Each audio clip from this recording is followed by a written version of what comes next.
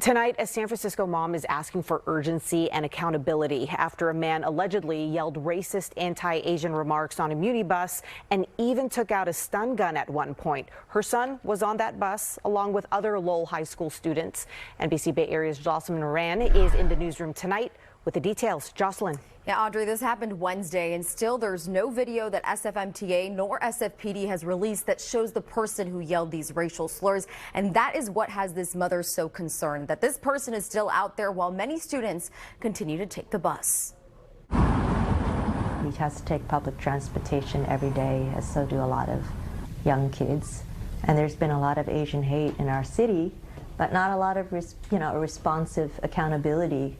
Liz Lay says there's been a lack of urgency to address hate against Asians in San Francisco,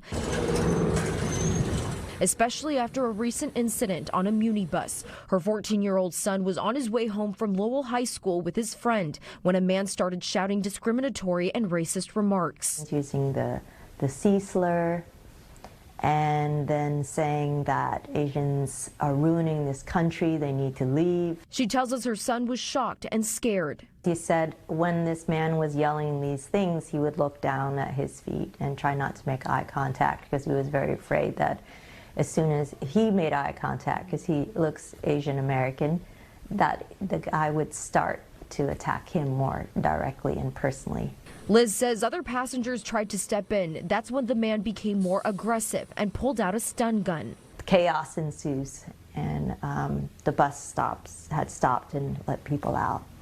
And your son got out? He got out and hid behind a tree, and his friend ran the other way. San Francisco police say on Wednesday at about 3:15 p.m. they arrived at Sunset Boulevard and Santiago Street and met with a caller who said a man on the bus yelled statements at people and pulled out what was described to be a taser. The person ran off and hasn't been seen since. SFMTA says bus surveillance is being reviewed by SFPD to identify the suspect and adds in a statement, quote, "We are taking this incident very seriously and are working with SFPD on finding the suspect. We do not tolerate crime, harassment, and attacks of hate on Muni, and we thank the riders who reported this to us."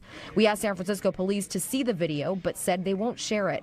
In a statement, District 4 Supervisor Jocelyn Moran says in part, quote, "This is a sober reminder that ensuring public safety is our most important job.